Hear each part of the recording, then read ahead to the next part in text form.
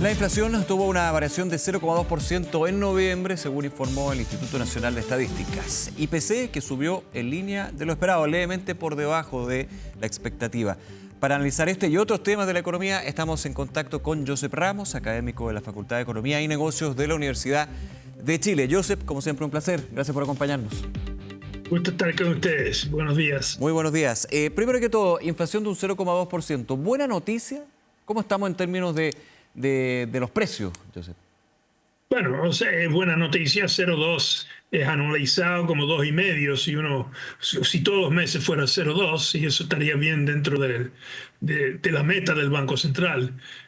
Ahora, como tú bien anunciaste, la inflación a 12 meses es 4,2%. Sí. Entonces, y el mes que viene, el año pasado hubo una caída.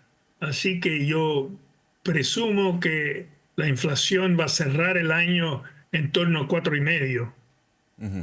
4,5. Y es muy importante ese punto, Josep, no solamente ver el dato relevante, evidentemente, el dato del mes, sino en lo que va del año y 12 meses, principalmente porque se hace también la comparación con respecto a la situación de presiones inflacionarias de hace poco tiempo, hace 2 años, que era completamente distinta, ¿no?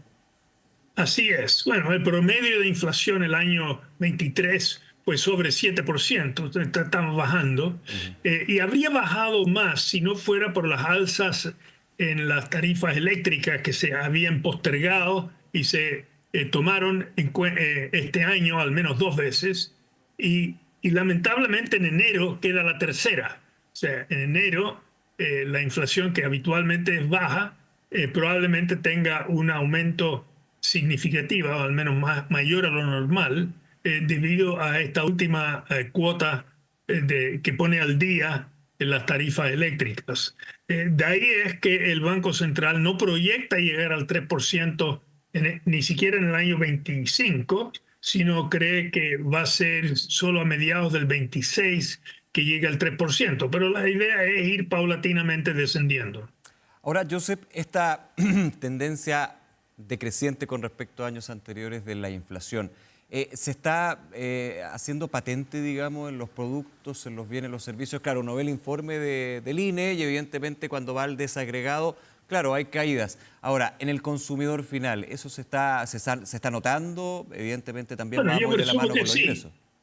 Yo presumo que sí, es definitivamente, o sea, la canasta, por supuesto, es una muestra de Una los muestra. productos, no son todos los productos, pero es una muestra bien representativa.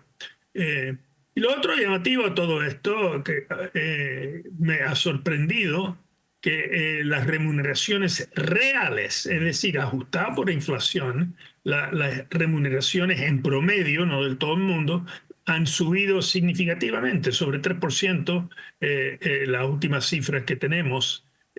O sea que los salarios están subiendo bastante más que la inflación. Y eso, al menos para el consumidor, es buena noticia porque significa que es capaz de comprar más cada mes.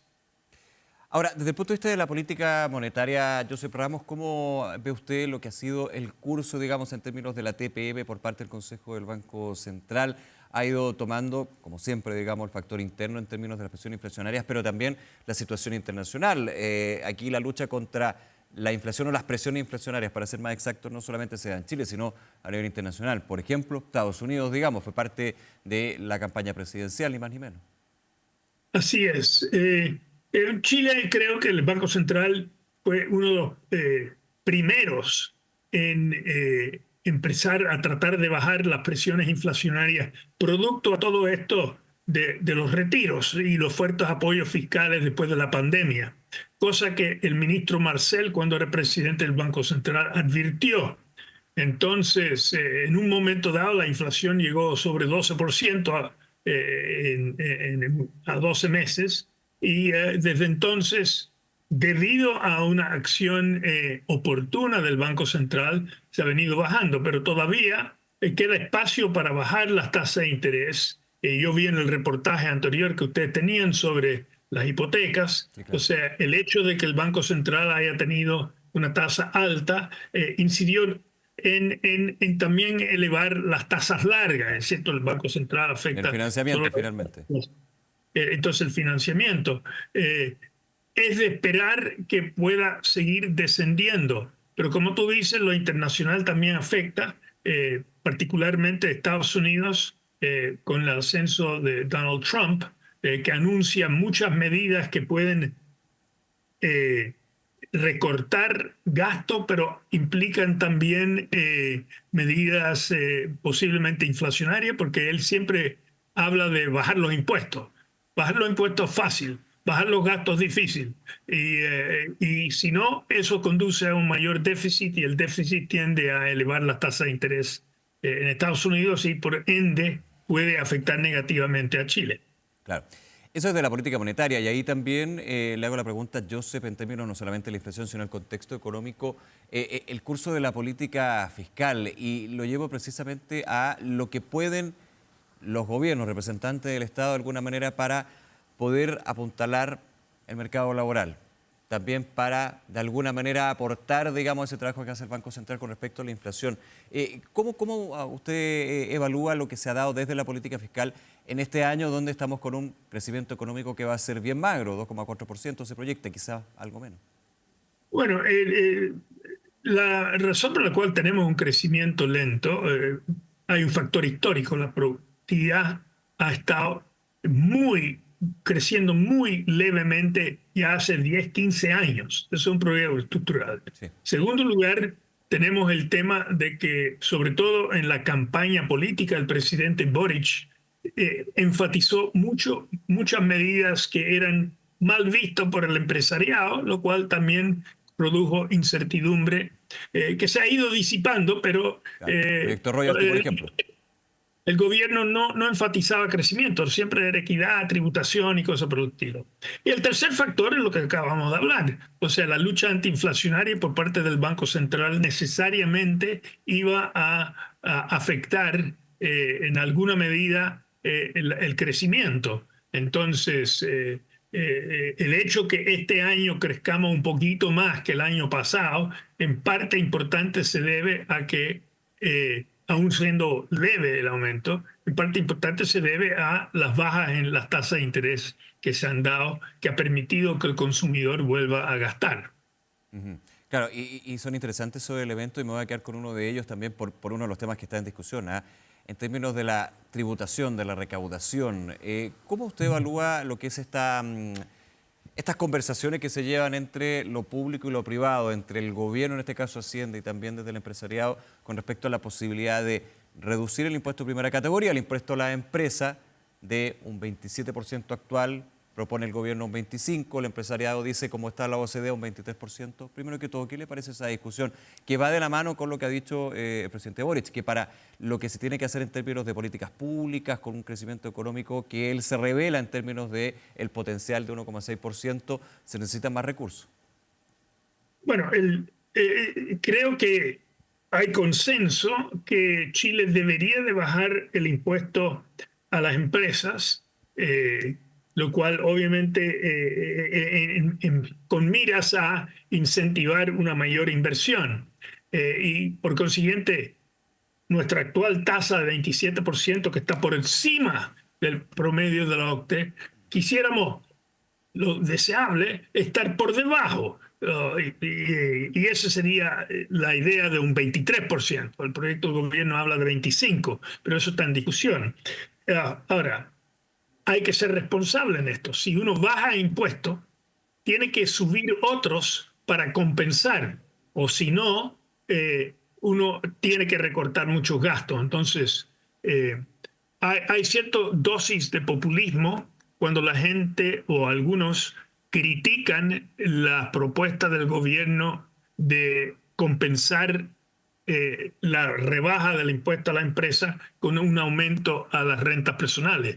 Puede que uno quiera aumentar otros, pero hay que compensarlo, si no, uno está siendo muy populista. Quiere con la parte bonita, yo estoy a favor de bajar los impuestos, Ya, y cómo se financia eso, bueno, eso se lo dejo a otros. O sea, claro. se tiene que pensar, a mi modo de ver, si es con impuesto a la renta a los más de 6 millones si es ampliando el número de personas que tributan, si es aumentando levemente las tasas marginales de todos los grupos, si es el IVA, en fin, eso es otra discusión, pero alguna medida compensatoria creo que es requerida si es que uno quiere mantener Sí. los equilibrios fiscales.